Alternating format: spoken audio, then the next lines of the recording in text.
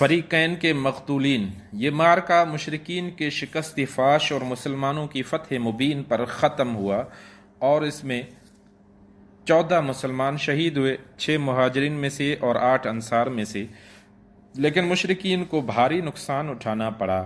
ان کے 70 آدمی مارے گئے اور 70 قید کیے گئے، جو عموماً قائد، سردار اور بڑے بڑے سربراہ آوردہ حضرات تھے۔ خاتمہ جنگ کے بعد رسول اللہ صلی اللہ علیہ وآلہ وسلم نے مقتولین کے پاس کھڑے ہو کر فرمایا، تم لوگ اپنے نبی کے لیے کتنا برا کنبہ اور قبیلہ تھے۔ تم نے مجھے جھٹلایا جبکہ اوروں نے میری تصدیق کی، تم نے مجھے بے یار و مددگار چھوڑا جبکہ اوروں نے میری تائید کی، تم نے مجھے نکالا جبکہ اوروں نے مجھے پناہ دی۔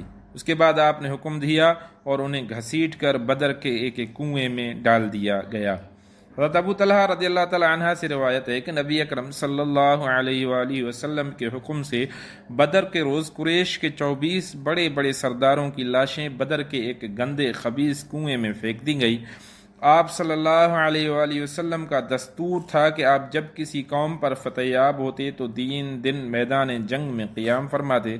چنانچہ بدر میں تیسرا دن آیا تو آپ کے حسب الحکم آپ کی سواری پر کجاوا کسا گیا۔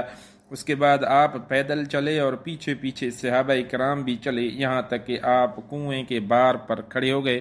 پھر ان کا اور ان کے باپ کا نام لے لے کر پکارنا شروع کیا، اے فلاں ابن فلاں اور اے فلاں ابن فلاں، کیا تمہیں یہ بات خوش آتی ہے کہ تم نے اللہ اور اس کے رسول کی اطاعت کی ہوتی، کیونکہ ہم سے ہمارے رب نے جو وعدہ کیا تھا اسے ہم نے برحق پایا، تو کیا تم سے تمہارے رب نے جو وعدہ کیا تھا اسے تم نے برحق پایا؟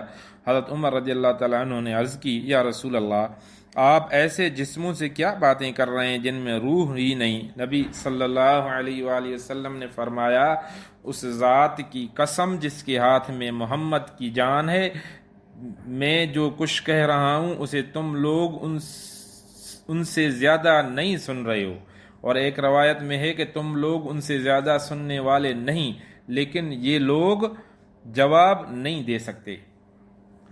مشرکین نے میدان بدر سے غیر منظم شکل میں بھاگتے ہوئے تتر بتر ہو کر گھبراہٹ کے عالم میں مکے کا رخ کیا۔ شرم اور ندامت کے سبب ان کی سمجھ میں نہیں آ رہا تھا کہ کس طرح مکے میں داخل ہوں۔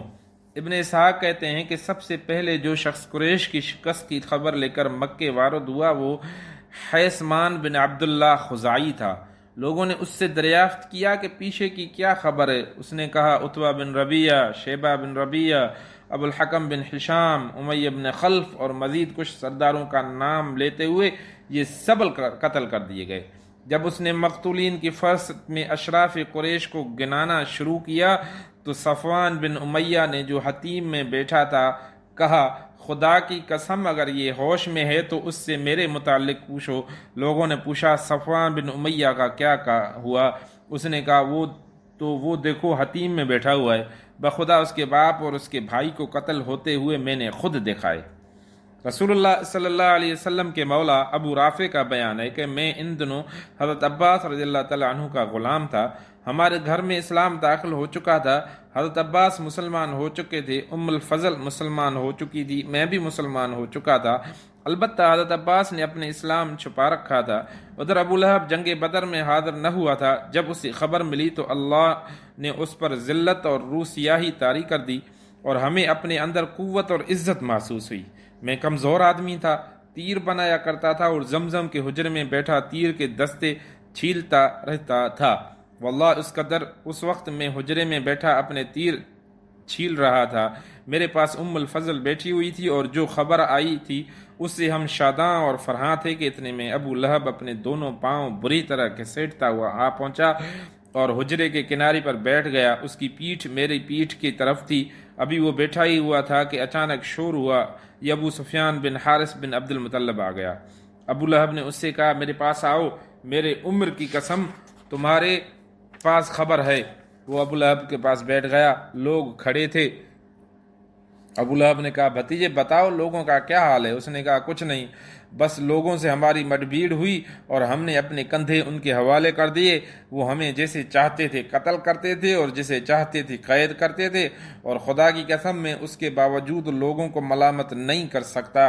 در حقیقت ہماری مڈبھیڑ کچھ ایسے گورے چٹے لوگوں سے ہوئی تھی جو آسمان اور زمین کے درمیان چت کبرے گھوڑوں پر سوار تھے۔ خدا کی قسم نہ وہ کسی چیز کو چھوڑتے تھے اور نہ کوئی چیز ان کے مقابل ٹک پاتی تھی۔ ابو رافع کہتے ہیں کہ میں نے اپنے ہاتھ سے خیمے کا کنارہ اٹھایا اور پھر کہا وہ خدا کی قسم فرشتے تھے۔ یہ سن کر ابو لہب نے اپنا ہاتھ اٹھایا اور میرے چہرے پر زوردار تھپڑ رسید کیا۔ میں اس سے لڑ پڑا لیکن اس نے مجھے اٹھا کر زمین پر پٹک دیا، پھر میرے اوپر گھٹنے کے بل بیٹھ کر مجھے مارنے لگا۔ میں کمزور جو ٹھہرا، لیکن اتنے میں ام الفضل نے اٹھ کر خیمے کا ایک لمبا کھمبا لیا اور اسے ایسی ضرب ماری کہ سر میں بری طرح چوٹ آ گئی، اور ساتھ ہی بولی اس کا مالک نہیں ہے اس لیے اسے کمزور سمجھ کر رکھا ہے۔ ابو لہب رسوا ہو کر اٹھا اور چلا گیا۔ اس کے بعد خدا کی قسم صرف 7 راتیں گزری تھیں کہ اللہ نے اس سے عدسہ ایک قسم کی طاعون میں مبتلا کر دیا اور اس کا خاتمہ کر دیا۔ عدسہ کی غلطی کو عرب میں بہت منحوس سمجھتے تھے، چنانچہ مرنے کے بعد اس کے بیٹوں نے بھی اسے یوں ہی چھوڑ دیا اور وہ 3 روز تک بے گور و کفن پڑا رہا۔ کوئی اس کے قریب نہ جاتا تھا اور نہ اس کی تدفین کی کوشش کرتا تھا۔ جب اس کے بیٹوں کو خطرہ محسوس ہوا کہ اس طرح چھوڑنے پر لوگ انہیں ملامت کریں گے، تو ایک گڑھا کھود کر اس میں لکڑی سے اس کی لاش دھکیل دی اور دور ہی سے پتھر پھینک پھینک کر چھپا دی۔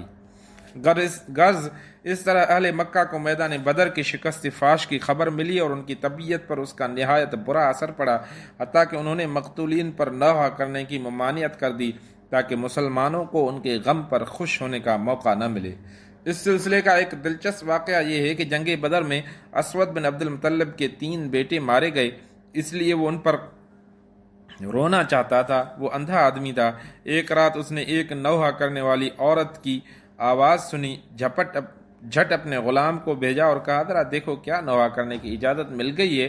کیا قریش اپنے مقتولین پر رو رہے ہیں تاکہ میں بھی اپنے بیٹے ابو حکیمہ پر روؤں، کیونکہ میرا سینہ جل رہا ہے۔ غلام نے واپس آ کر بتایا کہ یہ عورت تو اپنے ایک گمشدہ اونٹ پر رو رہی ہے۔ اسود یہ سن کر اپنے آپ پر قابو نہ پا سکا اور بے اختیار کہہ پڑا۔ عربی کے متن ہے جس کے الفاظ ہیں کہ کیا وہ اس بات پر روتی ہے کہ اس کا اونٹ غائب ہو گیا؟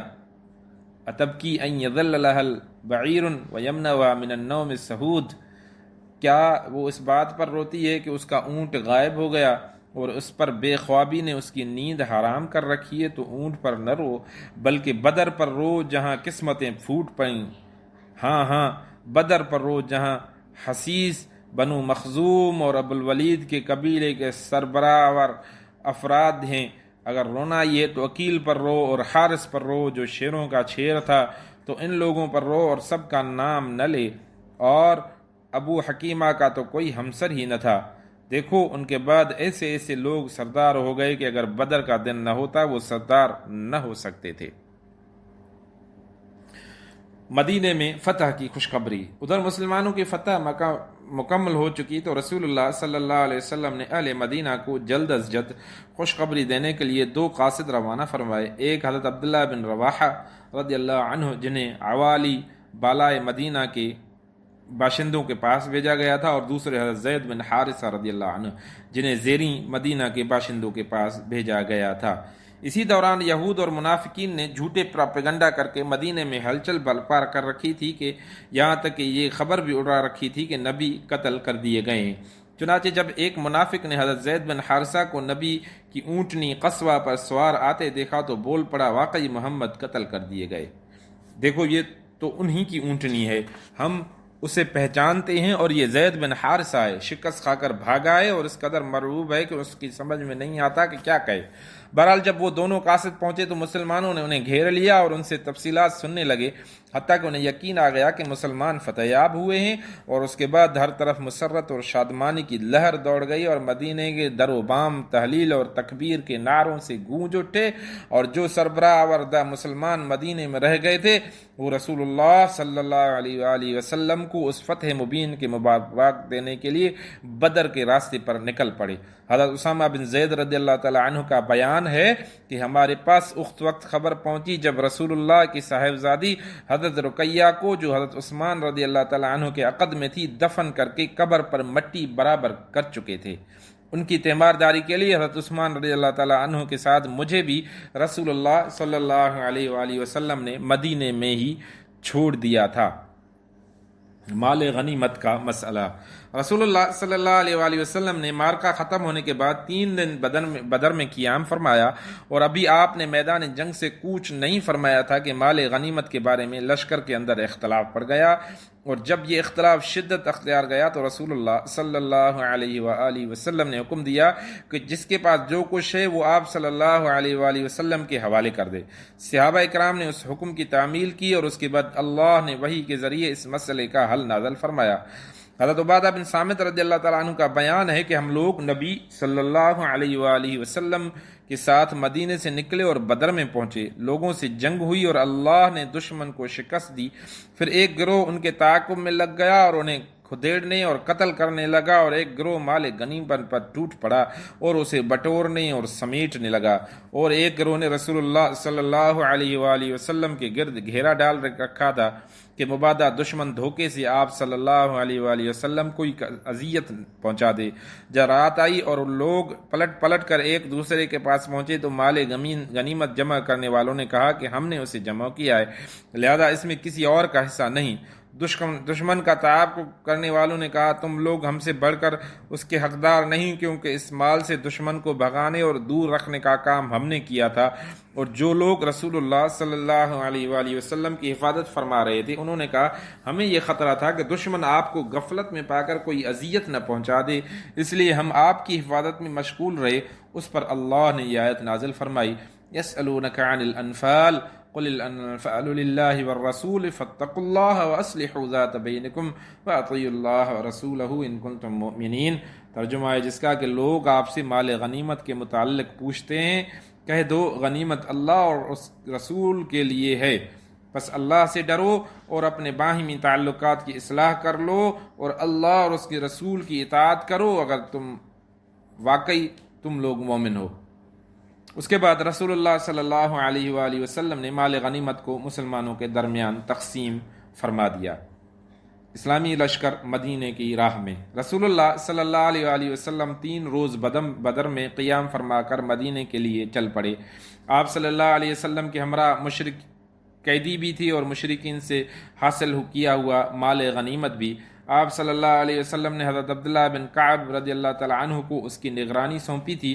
جب آپ صلی اللہ علیہ وآلہ وسلم وادی صفرا کے درے سے باہر نکلے تو درے اور نازیہ کے درمیان ایک ٹیلے پر پڑاؤ ڈالا اور وہیں خمس 5واں حصہ علیحدہ کر کے باقی مال غنیمت مسلمانوں پر برابر تقسیم کر دیا۔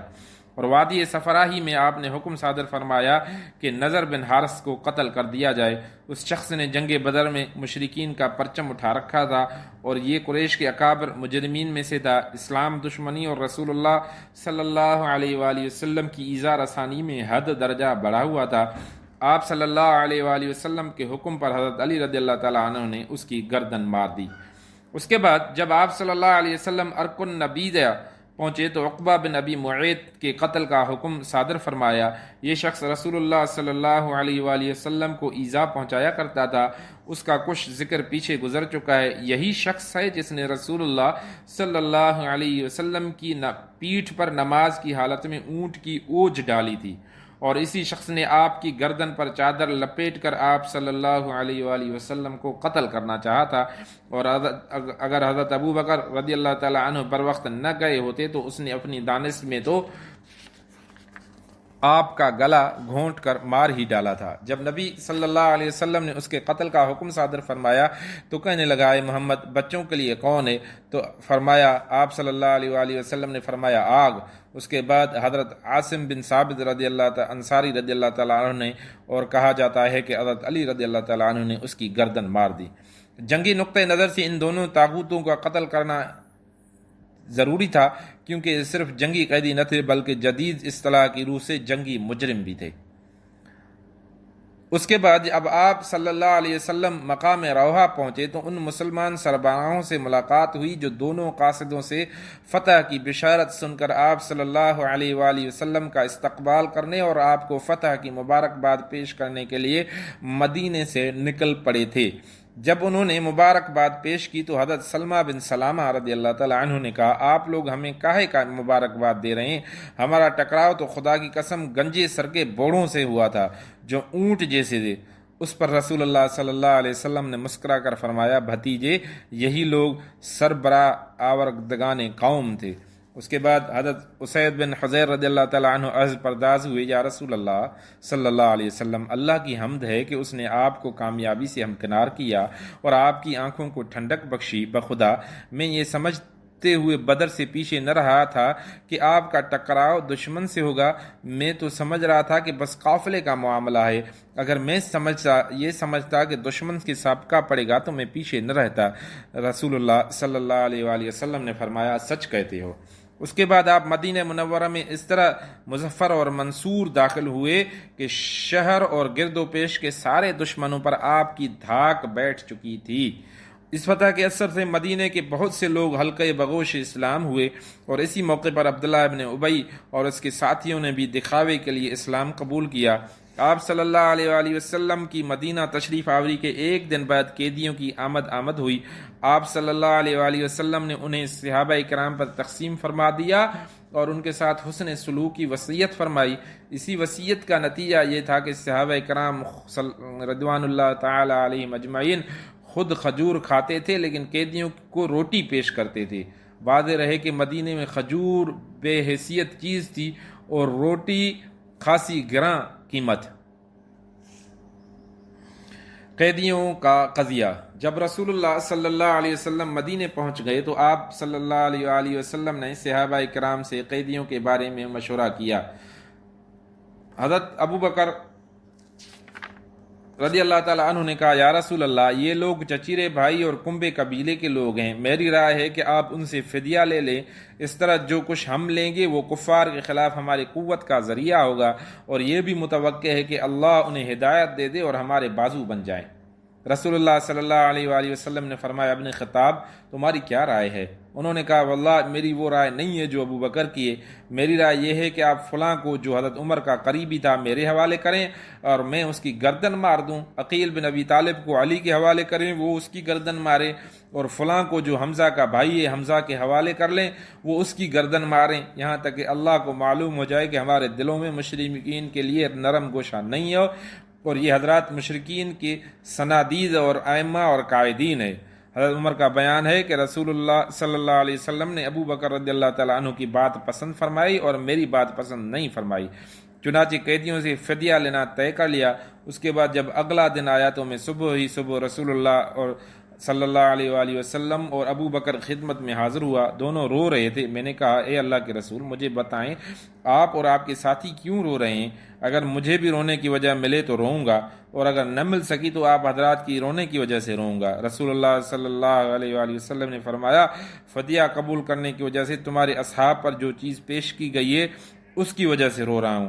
اور آپ نے ایک قریبی درخت کی اشارہ کرتے ہوئے فرمایا، مجھ پر ان کا عذاب اس درخت سے بھی زیادہ قریب پیش کیا گیا۔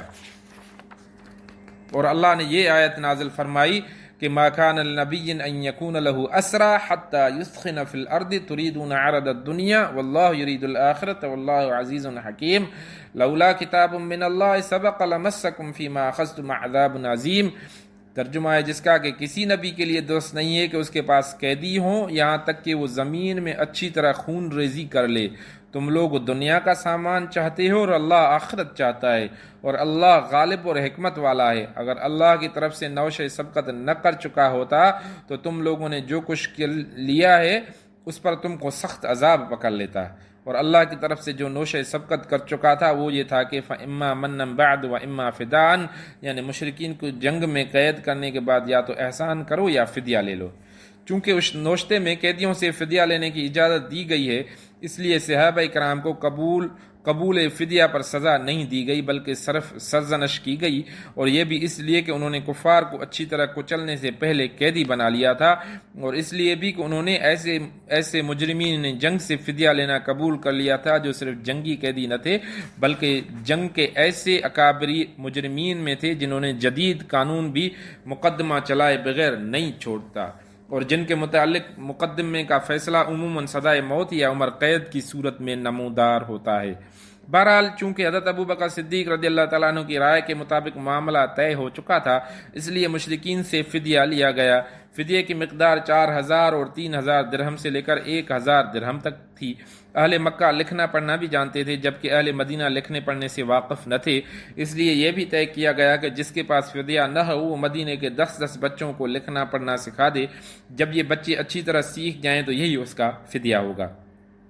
رسول اللہ صلی اللہ علیہ وآلہ وسلم نے کئی قیدیوں پر احسان بھی فرمایا اور انہیں فدیہ لیے بغیر رہا کر دیا۔ اس فرصت میں مطلب بن حنطب، سیفی بن ابی رفاع اور ابو عزہ جمحی کے نام آتے ہیں۔ آخر ذکر کو آئندہ جنگ احد میں قید اور قتل کیا گیا، تفصیل آگے آ رہی ہے۔ آپ صلی اللہ علیہ وسلم نے اپنے داماد ابو العاص کو بھی اس شرط پر بلا فدیہ چھوڑ دیا کہ وہ حضرت زینب رضی اللہ تعالیٰ عنہ کی راہ نہ روکیں گے۔ اس کی وجہ یہ ہوئی کہ حضرت زینب رضی اللہ تعالیٰ عنہ نے ابو العاص کے فدیے میں کچھ مال بھیجا تھا جس میں ایک ہار بھی تھا۔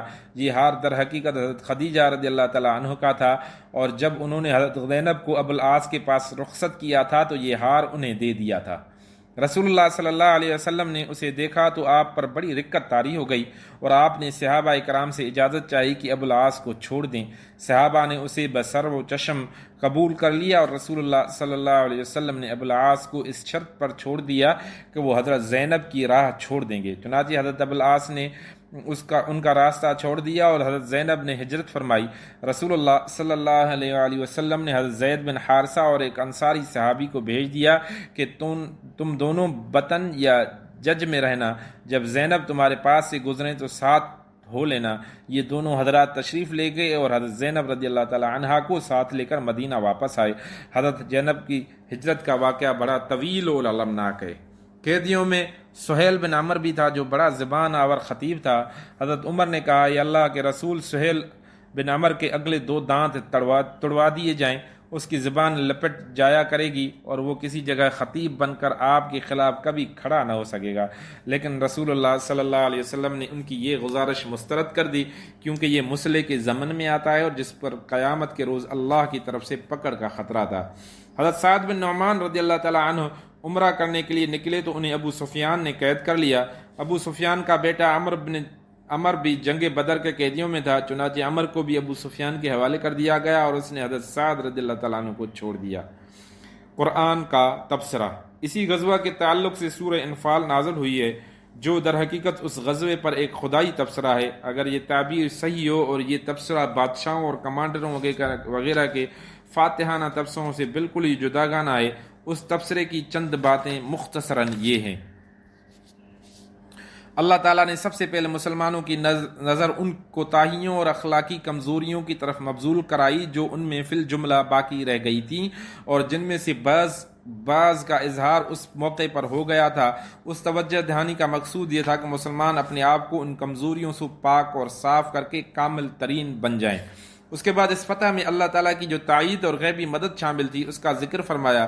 اس کا مقصود یہ تھا کہ مسلمان اپنی شجاعت اور بصالت کے قریب فریب میں نہ آئیں جس کے نتیجے میں مزاج اور طبع پر غرور اور تکبر کا تسلط ہو جاتا ہے، بلکہ وہ اللہ تعالیٰ پر توکل کریں اور اس کے اوپر اور پیغمبر صلی اللہ علیہ وآلہ وسلم کی اطاعت کیش رہیں۔ پھر ان بلند و اغراض مقاصد کا تذکرہ کیا گیا جن کے لیے رسول اللہ صلی اللہ علیہ وآلہ وسلم نے اس خوفناک اور خون ریز مارکے میں قدم رکھا تھا، اور اس ضمن میں ان اخلاق اور اوصاف کی نشاندہی کی گئی ہے جو مارکوں میں فتح کا سبب بنتے ہیں۔ پھر مشرکین اور منافقین کو اور یہود اور جنگی قیدیوں کو مخاطب کر کے فصیح اور بلیغ نصیحت فرمائی گئی تاکہ وہ حق کے سامنے جھک جائیں اور اس کے پابند بن جائیں۔ اس کے بعد مسلمانوں کو مال غنیمت کے معاملے میں مخاطب کرتے ہوئے انہیں اس مسئلے کے تمام بنیادی قواعد اور اصول سمجھائے اور بتائے گئے ہیں۔ پھر اس مرحلے پر اسلامی دعوت کو جنگ اور صلح کے جن قوانین کی ضرورت تھی ان کی توضیح اور مشروعیت ہے تاکہ مسلمانوں کی جنگ اور اہل جاہلیت کی جنگ میں امتیاز قائم ہو جائے اور اخلاق اور کردار کے میدان میں مسلمانوں کی برتری حاصل رہے اور دنیا اچھی طرح جان لے کہ اسلام محض ایک نظریہ نہیں ہے بلکہ وہ جن اصولوں اور ضابطوں کا داعی ہے ان کے مطابق اپنے ماننے والوں کو عملی تربیت بھی کرتا ہے۔ پھر اسلامی حکومت کے قوانین کی کئی دفعات بیان کی گئی ہیں جن سے واضح ہوتا ہے کہ اسلامی حکومت کے دائرے میں بسنے والے مسلمانوں اور اس دائرے سے باہر رہنے والے مسلمانوں میں کیا فرق ہے۔ متفرق واقعات۔ سن 2 ہجری میں رمضان کا روزہ اور صدقہ فطر فرض کیا گیا اور زکوٰۃ کے مختلف نصابوں کی تفصیل تعین کی گئی۔ صدقہ فطر کی فرضیت اور زکوٰۃ کے نصاب کے تعین سے اس بوجھ اور مشقت میں بڑی کمی آ گئی جس سے فقراء مہاجرین کی ایک بڑی تعداد دوچار تھی کیونکہ وہ طلب رزق کے لیے زمین میں دوڑ دھوپ کے ممکانات سے محروم تھے۔ پھر نہایت نفیس موقع اور خوشگوار اتفاق یہ تھا کہ مسلمانوں نے اپنی زندگی میں پہلی عید جو منائی وہ شوال سن 2 ہجری کی عید تھی جو جنگ بدر کے فتح مبین کے بعد پیش آئی۔ کتنی خوشگوار تھی یہ عید سعید جس کی سعادت اللہ تعالیٰ نے مسلمانوں کے سر پر فتح اور عزت کا تاج رکھنے کے بعد عطا فرمائی، اور کتنا ایمان افروز تھا اس نماز عید کا منظر جس مسلمانوں نے اپنے گھروں سے نکل کر تکبیر اور توحید اور تمہید اور تسبیح کی آوازیں بلند کرتے ہوئے میدان میں جا کر ادا کیا تھا۔ اس وقت حالت یہ تھی کہ مسلمان کے دل اللہ کی دی ہوئی نعمتوں اور اس کی ہوئی تائید کے سبب اس کی رحمت اور رضوان کے شوق سے لبریز اور اس کی طرف رغبت کے جذبات سے معمور تھے، اور ان کی پیشانیاں اس کے شکر اور سپاس کی ادائیگی کے لیے جھکی ہوئی تھیں۔ اللہ تعالیٰ نے اس نعمت کا ذکر اس آیت میں فرمایا ہے وَاذْكُرُوا إِذْ أَنْتُمْ قَلِيلٌ مُسْتَضْعَفُونَ فِي الْأَرْضِ تَخَافُونَ أَنْ يَتَخَطَّفَكُمُ النَّاسُ فَآوَاكُمْ وَأَيَّدَكُمْ بِنَصْرِهِ وَرَزَقَكُم مِّنَ الطَّيِّبَاتِ لَعَلَّكُمْ تَشْكُرُونَ۔ اور یاد کرو جب تم تھوڑے تھے، زمین میں کمزور بنا کر رکھے گئے تھے، ڈرتے تھے کہ لوگ تمہیں اچک لے جائیں گے، پس اس نے تمہیں ٹھکانہ مرحمت فرمایا اور اپنی مدد کے ذریعے تمہاری تائید کی اور تمہیں پاکیزہ چیزوں سے روزی دی تاکہ تم لوگ اس کا شکر ادا کرو۔ اس کے بعد جنگی نقش جنگ کا بدر کا ایک یہ آپ کے سامنے ایک نقشہ آ رہا ہے، اسے بھی آپ دیکھ سکتے ہیں۔ اللہ تعالیٰ آپ کو نبی علیہ الصلاۃ والسلام کی محبت عشق اور عطا فرمائے اور ہمیں نبی علیہ الصلاۃ والسلام کے طریقے پر عمل کرنے والا بنائے۔